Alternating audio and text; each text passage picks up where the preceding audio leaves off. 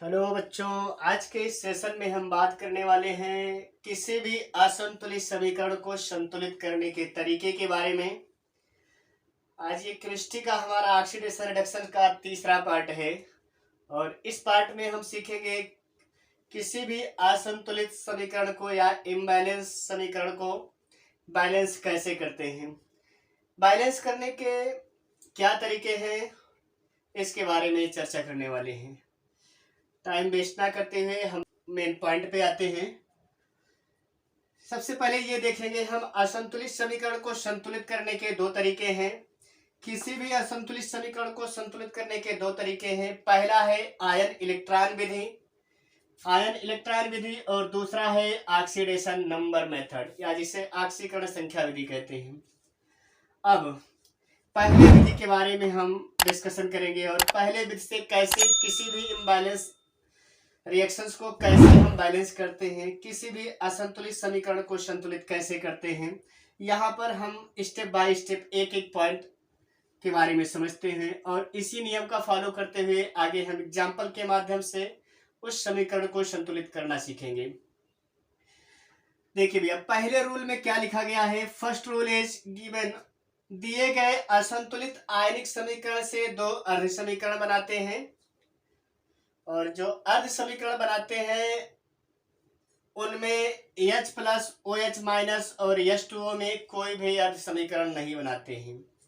यानी जब हम अर्ध समीकरण बना रहे होंगे तो उस बात का विशेष ध्यान रखेंगे कि उसमें H प्लस OH माइनस और H2A में कोई भी अर्ध समीकरण नहीं बनाएंगे पहले स्टेप में। यानी किसी भी असंतुलित समीकरण में हम ये देखेंगे कि दो अर्ध समीकरण कौन कौन से बन रहे हैं उनको लिखेंगे और ध्यान रखेंगे H प्लस OH माइनस और H2O में कोई भी अर्ध समीकरण नहीं बनाएंगे।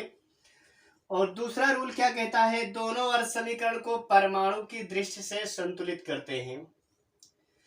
दोनों अर्ध समीकरण जो हमें मिले हुए हैं उनको परमाणु की दृष्टि से संतुलित करते हैं और इसके लिए हम क्या करेंगे, आवश्यकता पड़ेगी तो H प्लस OH माइनस और H2O में कोई भी हम जोड़ देंगे। दूसरा स्टेप क्लियर हो गया। अर्ध समीकरण को हम क्या करेंगे, परमाणु की दृष्टि से संतुलित करेंगे और इसके लिए हम क्या करेंगे, H प्लस OH माइनस और H2O को जोड़ देंगे दूसरे स्टेप में। तीसरे स्टेप में क्या करेंगे, अब आवेश की दृष्टि से संतुलित करेंगे। आवेश की दृष्टि से संतुलित करेंगे मतलब उस समीकरण में हम देखेंगे कहीं पर प्लस आवेश है ज्यादा, कहीं पर माइनस आवेश ज्यादा है, तो उसे हम आवेश की दृष्टि से संतुलित करेंगे और इसके लिए हम आवश्यकता अनुसार किसी भी पक्ष में इलेक्ट्रॉन को जोड़ेंगे। तीसरे स्टेप में ये क्लियर हो गया। चौथे स्टेप में बताया गया इस तरह से जो हमें आवेश की दृष्टि से संतुलित समीकरण मिलेगा उनमें हम इलेक्ट्रॉनों की संख्या को बराबर करने के लिए उचित संख्याओं से गुणा करेंगे और गुणा करके फिर समीकरण को जोड़ लेंगे और इस तरह से लास्ट स्टेप में जो हमें समीकरण को जोड़ने पर समीकरण मिलेगा वही अभीष्ट संतुलित आयनिक समीकरण होगा। पॉइंट क्लियर हो गया भैया। तीन बातों का हम विशेष रूप से ध्यान रखेंगे, एक बार फिर से सुनेंगे। जो भी आपका इम्बैलेंस इक्वेशन दिया गया है उस इक्वेशन में हम सबसे पहले दो अर्ध समीकरण बनाएंगे और दो अर्ध समीकरण बनाएंगे और ध्यान रखेंगे H प्लस OH माइनस और H2O में कोई भी अर्ध समीकरण नहीं बनाएंगे। दूसरे स्टेप में बताया गया जो अर्ध समीकरण बना हुआ है उस अर्ध समीकरण को परमाणु की दृष्टि से संतुलित करेंगे और इसके लिए हम उस इक्वेशन में H प्लस OH माइनस और H2O को जोड़ देंगे। तीसरे स्टेप में क्या बताया गया, इस तरह से परमाणु की दृष्टि से संतुलित समीकरण को हम आवेश की दृष्टि से संतुलित करेंगे और आवेश की दृष्टि से संतुलित करने के लिए उसके किसी भी पक्ष में जहां पर आवश्यकता होगी इलेक्ट्रॉन जोड़ देंगे। और चौथे स्टेप में बताया गया कि हम इलेक्ट्रॉनों की संख्या को बराबर करने के लिए उचित संख्याओं से गुणा करेंगे और उचित संख्याओं से गुणा करके उस समीकरण को जोड़ लेंगे और इस तरह से जो हमें इक्वेशन मिलेगा वो संतुलित आयनिक समीकरण होगा। क्लियर हो गया। आगे हम चलते भैया इक्वेशन को बैलेंस कैसे करते हैं एग्जाम्पल के माध्यम से समझते हैं। एक एग्जाम्पल ले लिया है भैया। इस एग्जाम्पल में ये असंतुलित आयनिक समीकरण है और इस असंतुलित आयनिक समीकरण को हमें संतुलित करना है। कैसे संतुलित करेंगे हमने आपको नियम बता दिया इससे पहले। और उस नियम को ध्यान में रखते हुए हम इस समीकरण को संतुलित करने का प्रयास करेंगे। नियम को याद करेंगे। पहला नियम है कि हमने कहा था जो भी आपका रिएक्शन दिया होगा उस रिएक्शन में दो अर्ध समीकरण बनाते हैं, और दो अर्ध समीकरण बनाते समय हम इस बात को ध्यान में रखेंगे कौन किस में कन्वर्ट हो रहा है। अब आप ध्यान देंगे यहाँ पर मैग्नीज प्लस प्लस है, यहाँ पर मैग्नेट है, तो इस पर मैग्नेट है, तो यहाँ पर हम क्या करेंगे, इसका मतलब यहाँ पर हमें परिवर्तन देखने को मिल रहा है। तो पहला अंतर तो यहाँ पे हमें देखने को मिल रहा है, तो पहला हम अर्ध समीकरण यहाँ से बना लेते हैं। क्लियर हो गया। अब दूसरा देखेंगे, H प्लस में तो कोई अर्ध समीकरण बनाना नहीं है। तीसरे में आयरन यानी Fe कन्वर्ट हो रहा है Fe ट्रिपल प्लस में। ये देखिए हमारा दो अर्ध समीकरण बन गया। अब दो अर्ध समीकरण बन गया तो अब हम क्या करेंगे, परमाणु की दृष्टि से संतुलित करेंगे। और इसके लिए हम क्या करेंगे, परमाणुओं की दृष्टि से संतुलित करने के लिए हम देखेंगे हमारे पास क्या है। यहाँ पर मैग्नीज है, यहाँ पर भी मैग्नीज है, तो मैग्नीज की बात तो सेम हो गई। ऑक्सीजन है यहाँ पर, बट यहाँ पर ऑक्सीजन नहीं है। परमाणु की दृष्टि से संतुलित करने के लिए हमने कहा था H प्लस H माइनस और H2O जोड़ देंगे। तो ऑलरेडी हमारा इस रिएक्शन में H2O है, तो हम यहाँ पर क्या करेंगे, H2O ही करेंगे। लेकिन 4 ऑक्सीजन है तो यहाँ पर हम लिखेंगे 4H2O। क्लियर हो गया। अब देखेंगे, लेकिन एक को हमने ऑक्सीजन को बैलेंस किया तो हाइड्रोजन की संख्या बढ़ गई, तो इसका मतलब यहाँ पर बैलेंस करने के लिए परमाणु की दृष्टि से तो हम इधर भी हाइड्रोजन बढ़ाएंगे। हाइड्रोजन कितना हो रहा है, 8, यानी यहाँ पर 8। H प्लस हमारे इस समीकरण में पहले से दे रखा है, तो H प्लस हमने बढ़ाया है, तो 8H प्लस हो गया। तो हम देखेंगे कि इस रिएक्शन में परमाणु की दृष्टि से हमारा ये वाला अर्ध समीकरण इक्वल हो गया है। अब दूसरे में ध्यान देंगे, लेकिन अब परमाणु की दृष्टि से इधर तो आयरन है, ये इधर आयरन है, तो इसमें परमाणु की दृष्टि से संतुलित करने की आवश्यकता ही नहीं है। अब क्या करेंगे भैया, दूसरे स्टेप में आता है कि आवेश की दृष्टि से संतुलित करेंगे।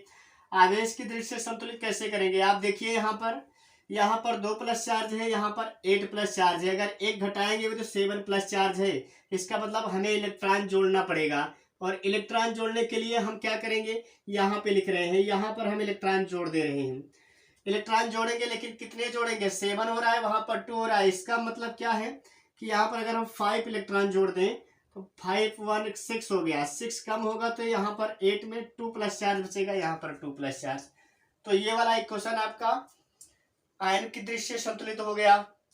अब देखेंगे दूसरे में, यहाँ पे क्या करेंगे भैया, यहाँ पर डबल चार्ज है, यहाँ पर ट्रिपल चार्ज। इसका मतलब 1 इलेक्ट्रॉन यहाँ पर अगर हम जोड़ देंगे तो हमारे पास डबल चार्ज हो जाएगा। डबल चार्ज हो गया। क्लियर। तो अब हमने आवेश की दृष्टि से संतुलित कर लिया है, परमाणु की दृष्टि से संतुलित कर लिया है। अब लास्ट स्टेप में आते हैं भैया। हमने कहा था कि इलेक्ट्रॉनों की संख्या बराबर करने के लिए उचित संख्याओं से गुणा कर देते हैं। तो यहाँ पर 5 इलेक्ट्रॉन है, तो इसका मतलब इस पूरे क्वेश्चन में 5 इलेक्ट्रॉन अगर हमें करना है तो हम इसमें करेंगे 5 से गुणा। और जब 5 से गुणा कर देंगे, गुणा करने के बाद बोला गया है लास्ट में कि आप जोड़ लेंगे। जोड़ेंगे तो भैया 5 इलेक्ट्रॉन कैंसिल हो गया। आएगा यहाँ पर 8H प्लस आएगा, और प्लस MnO4 माइनस आएगा। और फिर आफ्टर रिएक्शन क्या लिखेंगे, Mn, यहाँ पर इसको भी लिखेंगे क्योंकि ऐड कर रहे हैं, तो बिल्कुल इसको भी लिखेंगे। अब Mn प्लस प्लस और प्लस 4H2O, और यहाँ पर 5 से गुणा होगा तो यहाँ पर 5Fe प्लस प्लस प्लस, और यहाँ पर भी 5 से गुणा होगा तो यहाँ पर भी 5 कर देंगे। तो ये आपका रिएक्शन बैलेंस रिएक्शन हो गया। कैसा रिएक्शन हो गया, बैलेंस रिएक्शन। और ये तरीका आपका आयन इलेक्ट्रॉन मेथड कहलाता है। आयन इलेक्ट्रॉन मेथड द्वारा हम किसी भी असंतुलित समीकरण को संतुलित कर सकते हैं। यही हमारा अभीष्ट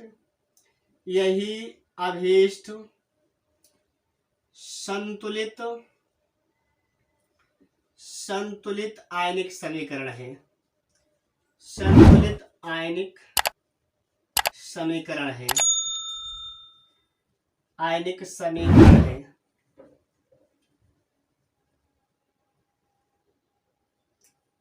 ये आ गया आपका ये एग्जाम्पल नंबर फर्स्ट हमने सीखा। आशा करता हूँ आपको ये समझ में आया होगा।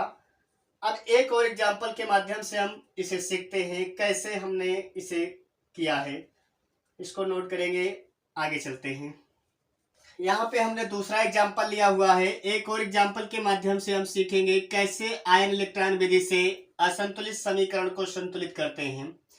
अब देखेंगे भैया, मैंने पहले स्टेप में बताया था कि क्या करेंगे, दो अर्ध समीकरण बनाएंगे। तो अर्ध समीकरण बनाएंगे और H प्लस OH माइनस और H2O में कोई भी अर्ध समीकरण नहीं बनाएंगे। फार्मूले को ध्यान में रखेंगे। पहले स्टेप के अनुसार आप देखेंगे यहाँ पर क्रोमियम आपका यहाँ क्रोमियम में कन्वर्ट हो रहा है क्रोमेट। तो इसको हम पहला तो हमारा ये अर्ध समीकरण बन जाएगा और इसमें हम लिखेंगे Cr प्लस प्लस प्लस। ये हो गया पहला अर्ध समीकरण। दूसरा Fe आप देख रहे हैं Fe, और ये कन्वर्ट हो रहा है Fe ट्रिपल प्लस में फेरिक आयन में, फेरस आयन फेरिक आयन में कन्वर्ट हो रहा है। और यहाँ पर अब पहले स्टेप में तो हमने दो अर्ध समीकरण बना लिया। अब दूसरे स्टेप में बताया गया है परमाणु की दृश्य संतुलित करेंगे। और परमाणु की दृश्य संतुलित करने के लिए हम क्या करेंगे, H प्लस OH माइनस और H2O को जोड़ देंगे। और हम क्या करेंगे, अब यहाँ पर H प्लस है तो सबसे पहले देखेंगे यहाँ पर ऑक्सीजन 7 है, Cr दो है तो 2 कर देंगे। और ऑक्सीजन 7 है, इसका मतलब यहाँ पर हम क्या करेंगे, ऑक्सीजन 7 करेंगे यानी 7H2O कर देंगे यहाँ पे, यानी 7 ऑक्सीजन आ गया। बट यहाँ पर हाइड्रोजन बढ़ गया यानी हाइड्रोजन H प्लस ऑलरेडी दे रखा है। तो हम क्या करेंगे, 7 दूनी 14 H प्लस यहाँ पर आएगा, 14 H प्लस आएगा। तो अब क्या करेंगे, अब ये परमाणु की दृश्य हमारा इक्वेशन संतुलित हो गया। इसमें भी आपका आयरन ही है, इसमें हमें संतुलित करने की आवश्यकता नहीं है। परमाणु की दृश्य संतुलित समीकरण को हम आवेश की दृश्य संतुलित करेंगे। और आवेश के लिए हम क्या करेंगे, ध्यान देंगे, यहाँ पर 6 प्लस चार्ज है। हम क्या करते हैं, इलेक्ट्रॉन जोड़ते हैं तो इलेक्ट्रॉन हम जोड़ेंगे। अब क्या करेंगे, लेकिन कितने इलेक्ट्रॉन जोड़ेंगे, यहाँ पर 14 प्लस है, 14 में से 2 जाएगा तो कितना आएगा, 12 आएगा। यानी कि हमारे पास इलेक्ट्रॉन यहाँ पर कितना होना चाहिए, यहाँ पर 6 आ रहा है तो 6 आने के लिए यहाँ पर 6 आएगा। अगर इलेक्ट्रॉन तो 6 घट जाएगा तो ये आ जाएगा 6। तो इस तरह से आपका आवेश की दृश्य भी आपका परमाणु संतुलित हो गया ये रिएक्शन। और यहाँ पर क्या करेंगे, यहाँ पर इलेक्ट्रॉन 3 है, इसका मतलब एक इलेक्ट्रॉन यहाँ पर अगर हम क्या करें, माइनस कर दें, निकाल दें, तो ये आपका आयन की दृश्य आवेश की दृश्य संतुलित हो गया। अब लेकिन यहाँ 6 है तो यहाँ पर हम क्या करेंगे, तीसरे स्टेप में बताया था कि उचित संख्याओं से गुणा कर देते हैं इलेक्ट्रॉन की संख्या को बराबर करने के लिए। तो 6 से गुणा कर देंगे हम। और क्या करेंगे, अब 6 से गुणा करके हम जोड़ लेंगे। और जोड़ेंगे कैसे, लिखेंगे 14H plus plus Cr2 7 minus minus, electron 6 cancel हो जाएगा और ये आएगा आपका 6Fe डबल प्लस। और रिएक्शन के बाद आएगा 2Cr ट्रिपल प्लस और ये आएगा यहाँ पर 7H2O प्लस आएगा 6Fe ट्रिपल प्लस 3 प्लस यहाँ पर आएगा। तो इस तरह से हमारे पास ये संतुलित समीकरण प्राप्त हो गया। यही अभीष्ट हम लिखेंगे, यही अभीष्ट संतुलित आयनिक समीकरण है, संतुलित आयनिक समीकरण है, आयनिक समीकरण है, समीकरण है। तो इस तरह से हमने आयन इलेक्ट्रॉन मेथड से किसी भी असंतुलित आयनिक समीकरण को संतुलित करना सीखा। आज के वीडियो में बस इतना ही। अगर आपको ये वीडियो अच्छा लगा हो तो आप लाइक और सब्सक्राइब जरूर करें। और इसके साथ में आपको बताना चाहूँगा कि इससे पहले वाले पार्ट 2 में हमने ऑक्सीडेशन रिएक्शन में किसी भी आणविक समीकरण को आयनिक समीकरण में कैसे बदलते हैं इसके बारे में हमने बात की है। अगर आप वो लिंक देखना चाहते हैं तो डिस्क्रिप्शन में इसका लिंक आपको मिल जाएगा और वहाँ से जा करके आप पार्ट 1 और 2 देख सकते हैं। आज के इस सेशन में बस इतना ही। नेक्स्ट सेशन में हम इसके आगे चर्चा करेंगे। तब तक के लिए आप चैनल पे हमारे बने रहें। Thank you, best of luck.